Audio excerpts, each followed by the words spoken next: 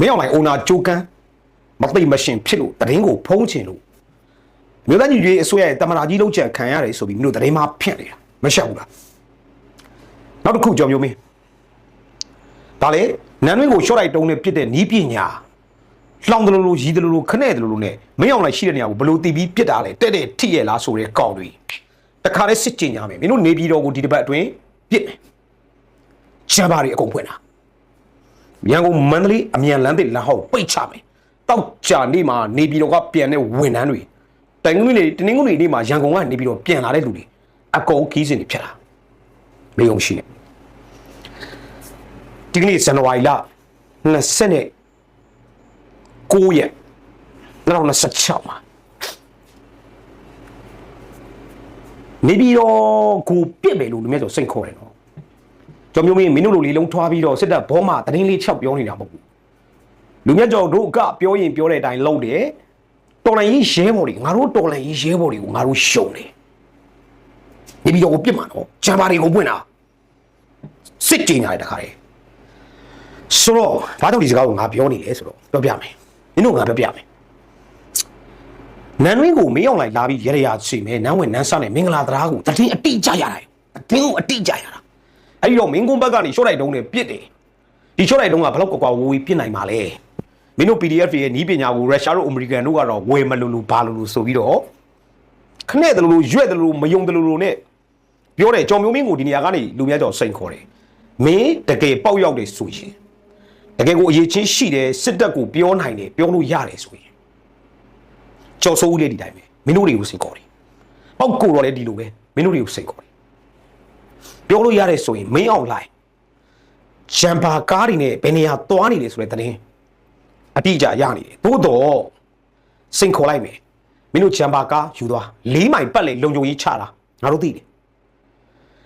တတိရှိတယ်ဆိုရင်စစ်သားဖြစ်ပြီးမင်းအောင်လိုက်စစ်ဗိုလ်ချုပ်တတိရှိတယ်ဆိုရင်ကျွန်တော်ဘယ်နေရာကိုသွားမယ်ဆိုပြီးတော့တိုင်းပြည်ကိုကြီးညာပြီးသွားရလားအဲ့သွားတဲ့နေရာကိုငါတို့ရှောင်းပြင်မယ်ဂျမ်ဘာကားတွေအကုန်ယူသွားရှိတယ်မတက်ရင်3ရင်4ရင်ခေါ်ပြီး4မိုင်ပတ်လေအကုန်ပိတ်တာငါတို့ရှောင်းပြင်မယ်တတိရှိလားငါတို့တော်လိုင်းတက်တွေကိုငါတို့ရှုံနေယုံကြည်မှုအပြည့်ရှိတယ်နီးပညာဆိုပြီးတော့ထပ်ပြောဦးမယ်အဲ့လိုပြလို့ရတဲ့နီးပညာရှိရလားဆိုတာမယုံဘူးဆိုရင်မင်းတို့စစ်ဗိုလ်ချုပ်အကြမ်းဖက်စစ်ဗိုလ်ချုပ်မင်းအောင်လိုက်တတိရှိခီးစဉ်ကျင်းညာလိုက်ဂျမ်ဘာကားတွေယူသွား4မိုင်ပတ်လေလုံုံကြီးချတာငါတို့ရအောင်ပြပြမယ်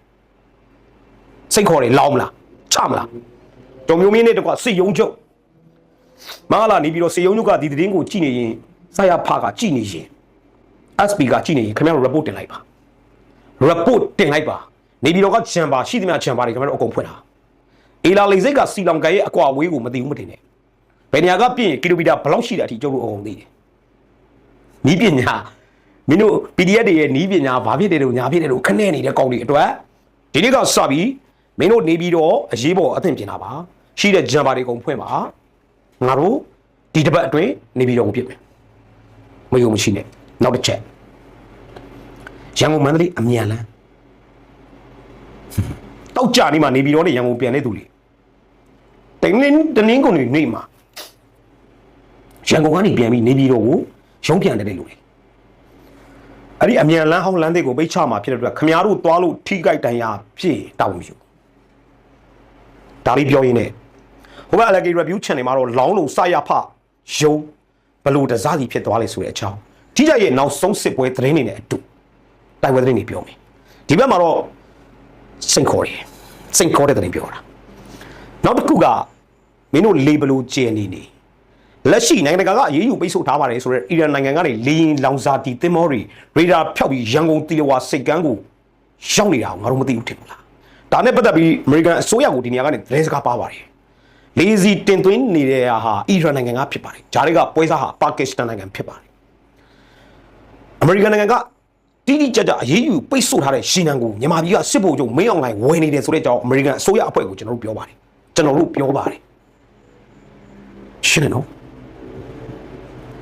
ကျန်တော့မလုပ်ကိစ္စမလို့ရှင်းငါတို့မသိဘူးမထင်နဲ့မင်းတို့ရှိနေတဲ့သတင်းလက်တန်ဆိုတာငါတို့အိတ်နေတယ်လို့ပဲရှိတယ်မင်းတို့ဒီလိုဟာစိတ်ကန်းကိုအီရန်ကဝယ်တဲ့လေရင်စီတဲ့လမ်းကြောင်းဘယ်ကလာလဲပြောအောင်လားဘင်္ဂလားဒေ့ရှ်ကနေဘင်္ဂလားပင်လယ်အော်ကနေပါကစ္စတန်ကိုဖြတ်ပြီးတော့ဝင်လာတာ င်္ဂလားဒေ့ရှ်မဟုတ် sorry ခုနကပါကစ္စတန်ကိုဖျက်ပြီးတော့ဘင်္ဂလားပင်လယ်အော်ကနေရန်ကုန်တီတော်စစ်ကမ်းကိုဝင်လာတာအဲ့ဒီလေရင်စီတယ်လမ်းကြောင်းဝင်လာတဲ့လေရင်တွေကိုဖြတ်တိုက်ရင် American Navy တပ်ဖွဲ့တော်လည်းကောင်းအခြားသော American တပ်ဖွဲ့တွေကဖျက်ပြီးတော့သိမ်းယူလိုက်ရင်တော့ကိုဘွားကိုတို့ရ9နှစ်တာကာလလေရင်ဘုံကျဲတက်ဖြတ်မှုကြောင့်မင်းတို့မှာလေရင်စီအရန်လေရင်စီကုန်နေတယ်လေကုန်နေပြီဆိုတာလည်းငါတို့မသိဘူးမထင်နဲ့ဒါကြောင့်မို့ဒီအပိုင်းမှာလူပြကျော်ကလေရင်ခွင်းနဲ့လေချောင်းနဲ့ပတ်သက်တဲ့ကောင်တွေအကုန်အဖိတိုက်လို့ပြောနေတာဖြစ်တယ်လူပြကျော်ပါဇက်ကအလကားမထုတ်စစ်တပ်မှာလေရင်စီအရန်လေရင်စီ3နှစ်ကနေ9နှစ်တည်ထားတယ်အခုမင်းတို့9နှစ်ပြည့်နေပြီမင်းတို့လေရင်စီကုန်နေပြီစစ်တပ်မှာကုန်တလောက်ဖြစ်နေပြီပြင်းပြင်းလုံနေတယ်အဲ့ဒီတော့လေရင်စီကိုဘယ်ရောက်ဝယ်လဲဆိုတော့မနေ့ကပြောတယ်ပါကစ္စတန်ကနေဖြတ်ပြီးအီရန်စီကလေရင်စီကိုတည်ပြီးတယ်ပါကစ္စတန်ကဝယ်သားနိုင်ငံပါကစ္စတန်မှာကစုံရတော့စိုက်လို့မရဘူးပါကစ္စတန်ကစားတော့ကုန်တွေကဘယ်ကတွင်းနေလဲတရုတ်ကနေအေးခဲအသားငါးတွေအမဲသားတွေတွင်းနေတာနှစ်20လောက်ရှိပြီနော်အဲ့တော့ကြောင်မျိုးမင်းအပေါဝင်ကျော်စိုးပေါက်ကိုတော့မင်းတို့တတိရှိတယ်မင်းတို့ပေါက်ရောက်တယ်ဆိုရင်မင်းတို့ကိုးဝဲတဲ့မင်းအွန်လိုင်းနဲ့ဗိုလ်ချုပ်တစုကိုတတိရှိရင်ခီးစဉ်ကျင်ညာပြီးတော့တိုက်တဲ့ဂျမ်ပါယူသွားပြီးတော့ကျင်ညာပြီးထွက်လာခဲ့လိုက်ပါလူရဲကြော်လေးတကွာတော်လန်ကြီးတက်တွေအားလုံးကစိတ်ခေါ်ပါတယ်ရှောက်အောင်ပြစ်ပြမယ်2026မှာမင်းအွန်လိုင်းနဲ့စစ်ဗိုလ်ချုပ်တစုအသက်ပြောက်စီဦးငါတို့ဒီပွဲမှာအားကုန်ထုတ်မှာဖြစ်တယ်ငါတို့အသက်တွေငါတို့ဘဝတွေအကုန်လုံးခွာချဆွတ်လို့ပြီးသားလူမဲကျော်အကုန်လုံးဆွတ်လို့ပြီးသားလူမဲကျော်ကိတ်တော့ပဲတော်လိုက်ရဲဘော်အပေါင်းရတယ်အားလုံးဆွတ်လို့ပြီးတခုတည်းသောအာတိတတန်တိတ်ချံကမင်းတို့ဖက်စစ်တပ်စစ်အာဏာရှင်စနစ်စစ်ဘီရိုကရေစီရန်ရနဲ့စစ်အရင်ရှင်လဝကြီးအုပ်စနစ်ကိုအပီးဖြူမှာဖြစ်တယ်ဆိုတဲ့အကြောင်းကျော်မျိုးမင်းကောကျော်စိုးဦးကောပောက်ကူတော်ကောဘောမနေတဲ့ကောင်သစင်ဦးအပါအကောင်မတွေအပါတခါတလေတစ်တော်မှာထထခဏတစ်ဖြုတ်ဘောမတဲ့သူတွေမကြံမင်းအောင်လိုက်စစ်ဗိုလ်ချုပ်စုကိုဒီနေရာကနေကြီးညာတယ်အဲ့တော့မင်းတို့ကပြောမှာပေါ့လူမြတ်ကျော်ကိုဖမ်းမယ်တို့လူမြတ်ကိုစီကိုဖမ်းမယ်တို့ဘသူကိုဘယ်လိုလုပ်မယ်မင်းပြောချင်ရပြောလုပ်ချင်ရလုပ်ဝတ်တော့စောက်ယူပဲငါတို့ကလည်းငါတို့လုပ်ချင်ရလုပ်မယ်ငါတို့လုပ်ချင်ရကမင်းတို့ဖက်စစ်တပ်ကိုအမြင့်ဖြတ်မယ်စစ်ကြင်ညာပြီးတိုက်တယ်နေပြည်တော်ကိုတပတ်အတွင်းပြစ်မယ်လို့တခါတည်းပြောပြီးသားနော်ပြီးတော့မှငါတို့ကိုခနဲ့တယ်လို့ရွဲ့တယ်လို့နဲ့ထပ်ပြပြလိုက်မယ်ကြော်စိုးဦးကြော်မျိုးမင်းမင်းတို့အခုရှိနေတဲ့ဂျမ်ပါတွေအားလုံးကိုကြော်နိုင်တဲ့ဤပညာငါတို့ထုတ်ပြကျုံလားပြမယ်အဲ့တော့ဒီကနေ့မှာမင်းအောင်လိုင်ကိုနန်းတွင်းမှာရှော့လိုက်တုံးနဲ့ပြစ်ခံရတဲ့တရင်ကိုဖုံးချင်လို့စစ်လော်ဘီတစုမှိုင်းဝေ channel ကနေပြီးတော့လူသားညီညွတ်ရေးအစွဲတမနာကြီးတူပါလက်ရှိလာလောက်ကြံခံရပါတယ်ဆိုပြီးတော့တရင်တွေကောလာဟာလာတွေဖြန့်နေတယ်လုံးဝမဟုတ်ပါဘူးတမနာဒူဝါလက်ရှိလာကြမ်းမာရှိပါတယ်ဘာပြဿနာမှမရှိပါဘူးထပ်ပြီးတော့စိတ်ကောင်းစရာတဲ့စစ်တပ်ကကောင်ကြီးနားထောင်အောင်တချင်းကမင်းတို့နေသားစောက်တက်ဘုံမူကြီးမင်းတို့မင်းအွန်လိုင်းကိုတိုင်းပွဲရူးကုံတူးတွေပေးခဲ့ပါတယ်ဆိုတဲ့ကောင်ကြီးကိုကံပြည်သူစစ်ခေါင်းဆောင်မိသားစုဝင်17ဦးကိုဒီနေ့တရုတ်နိုင်ငံကဖေးတံချလိုက်တယ်အဲ့ဒီမိသားစုဝင်တွေထဲမှာချမ်းခံရေးပါတီအမတ်ဖြစ်ခဲ့မှုတဲ့လူတော့ပါတယ်ဘာပြောချင်လဲညီလျှောက်ချမ်းကကိုတက်တည်သွားတဲ့ကောင်ကြားဖြန့်ခိုင်းကောင်းဆောင်ကျန်းဖို့ပါတီကိုကန့်ဒေတာရဲ့လွတ်တော်အမတ်ဖြစ်ရွေးကောက်ခံခဲ့ရတဲ့ကောင်ညီမစစ်တဲ့ကိုကဲမှုအောင်တာဝန်ထမ်းဆောင်မှုတဲ့ကိုကန့်နေကြသောတဲ့ခေါင်းဆောင်အပအဝင်ညီမိသားစုတရားခံ19ဦးကို10လစစ်ပြီးတော့ဒီနေ့တိတ်တန်ချတယ်ရမ်ကျင်းရှိဖူချင်းစစ်အပအဝင်9ဦး2နှစ်ဆိုင်ငတ်ထောင်ဒဏ်2နှစ်နဲ့တိတ်တယ်လောချမ်းချိုးစစ်အပအဝင်17ဦးကိုထောင်ဒဏ်တသက်ပြီးဝေကျွင်းချမ်းကြည့်အပအဝင်12ဦးကိုထောင်ဒဏ်9နှစ်ကနေ24နှစ်